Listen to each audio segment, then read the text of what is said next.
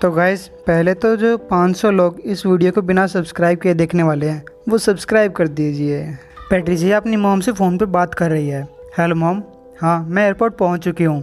हालात बहुत ख़राब हो चुके हैं। यहाँ बहुत पागलपन है।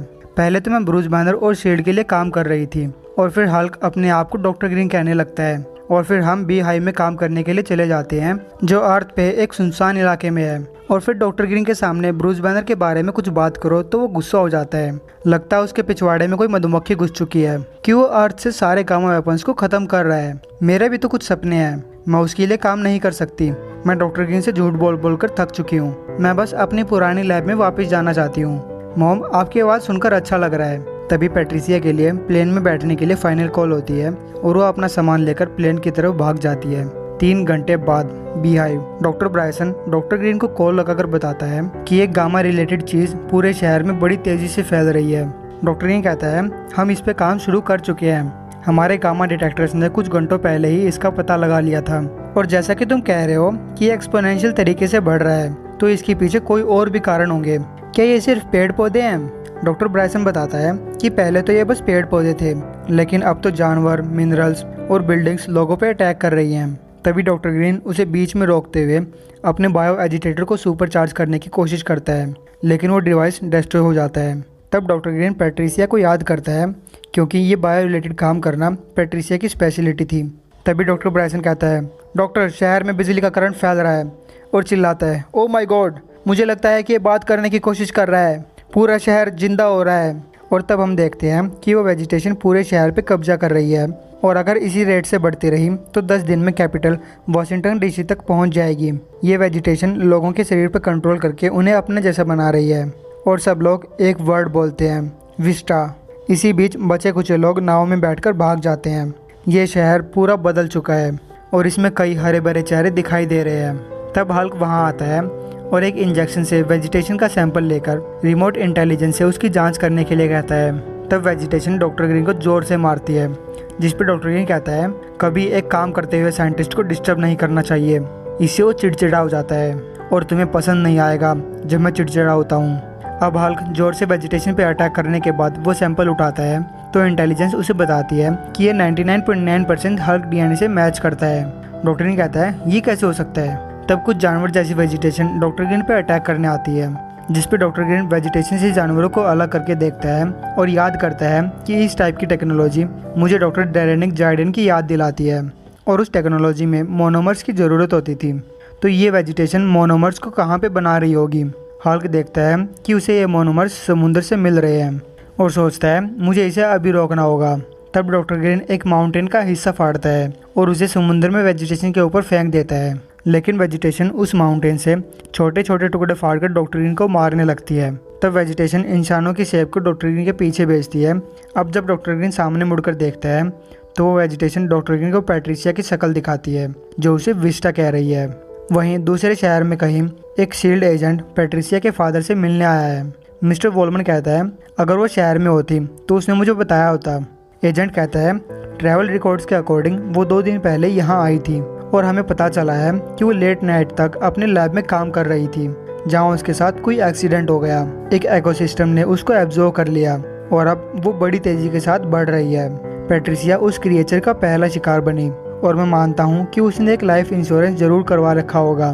मिस्टर वॉलमन कहता है, हाँ, और कम से कम वो उसे करते हुए मरी जो काम उसे पसंद था। उसका बचपन से ही बायोलॉजी में बहुत इंटरेस्ट था। एक ऐसी बच्ची जो अपनी मॉम के साथ जंगलों को बचाने वाली रैलियों में जाया करती थी और जब वो ये सब करके थक गई तो उसने कुछ बड़ा करने का सोचा, एक साइंटिस्ट बनने का। और फिर वो एक यूनिवर्सिटी में टॉप करके निकली, लेकिन फिर उसके दिन खराब आ गए। उसकी मॉम को गले का कैंसर हो गया। 9 महीने बाद उसकी मॉम की डेथ हो गई। इस सदमे से फैमिली कभी नहीं उबर पाई। पैटी का बस अब एक ही चीज़ पे ध्यान था, बस काम करते रहना।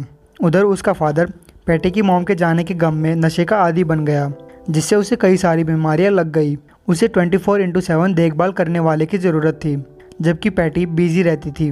उसका मेन काम था बायोमैटर को आर्टिफिशियल इंटेलिजेंस प्रोवाइड करना। इसी के चलते उसकी लैब में एक छोटा सा एक्सीडेंट हुआ जिससे उसके स्पॉन्सर्स ने पैटी का साथ छोड़ दिया। अब पैटी ने वो काम छोड़ दिया, लेकिन अब उसे कोई नौकरी नहीं देना चाहता था। तब उसे एक मिलिट्री प्रोजेक्ट की अफवाहें सुनने को मिली, लेकिन मिलिट्री वाले उसे तब तक नहीं ले सकते थे जब तक कि वो मिलिट्री से बड़े, जैसे कि शील्ड के लिए काम करती हो। तब एक दिन मिलिट्री के मेडिकल चेकअप में उसे पता चला कि उसे खतरनाक ब्रेन डिजीज है। उसके मरने में तो बहुत टाइम था, लेकिन बीमारी का कोई इलाज नहीं था।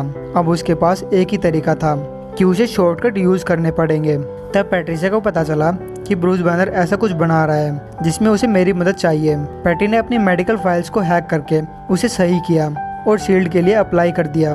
पैटी ने अपना रेज्यूमे ऐसा बना रखा था जिससे कि ब्रूस बैनर उसे देखते ही अपनी टीम में ले ले, और इसी आड़ में पैटी अपना खुद का प्रोजेक्ट भी चलाती रहे, जिसके चलते उसके स्पॉन्सर्स ने उसे छोड़ दिया था और जेडियन टेक्नोलॉजी इसमें पैटी का काम कर सकती थी। पैटी बताती है कि मैं अपनी रिसर्च को ब्रूस बैनर की रिसर्च के साथ मिलाकर अपना काम कर सकती थी, वेजिटेशन को एक आर्टिफिशियल इंटेलिजेंस प्रोवाइड करना। मैंने चुपके से ब्रूस बैनर की बेल्ट में शील्ड का ट्रांसमीटर लगा दिया, और जब ये ट्रांसमीटर ब्रूस बैनर के साथ उस आइसलैंड पे पहुंचा जहां पैटी नहीं जा सकती थी, तब उस ट्रांसमीटर ने जेडियन की साइबर सिक्योरिटी में घुसपैठ करके बेस कोड को पैटी की हार्ड ड्राइव तक ट्रांसमिट कर दिया।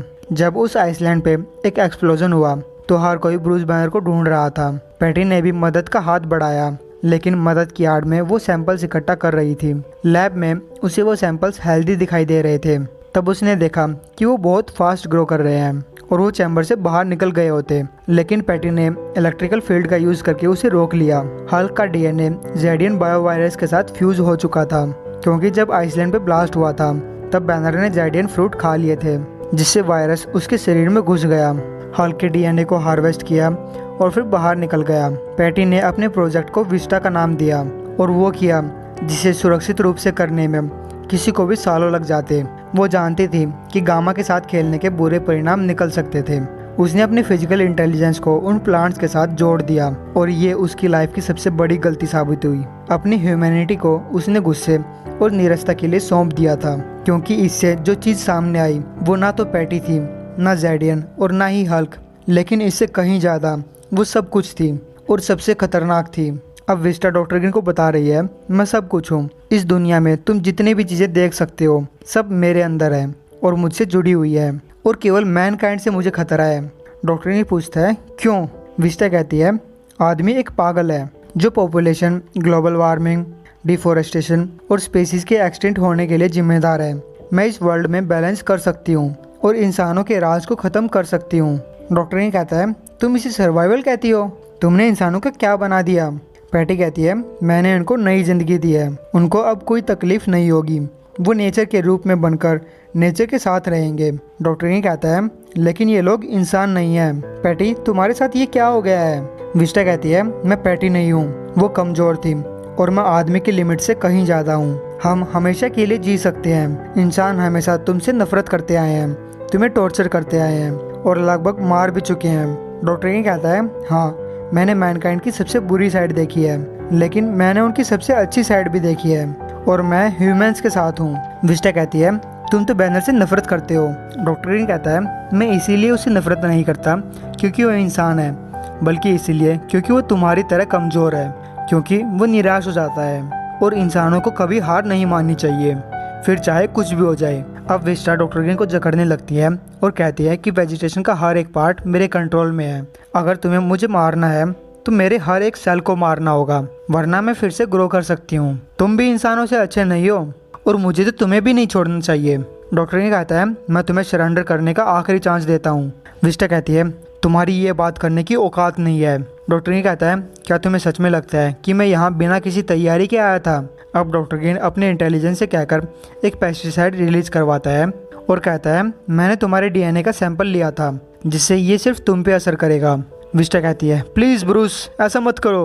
डॉक्टर ग्रीन कहता है अब मैं ब्रूस नहीं हूँ और तुम पैट्रिशिया नहीं हो, क्योंकि तुमने ह्यूमैनिटी से उम्मीद छोड़ दी, और अब विस्टा ख़त्म हो चुकी है और फायर फाइटर वहाँ आ चुके हैं, जबकि उधर जो एक बोट बचकर निकल गई थी वो साउथ पैसिफिक आइसलैंड तक पहुँच चुकी है, और उसमें विस्टा का एक पार्ट अब भी बचा हुआ है, और अब विस्टा ने इस आइसलैंड पे कब्जा कर लिया है।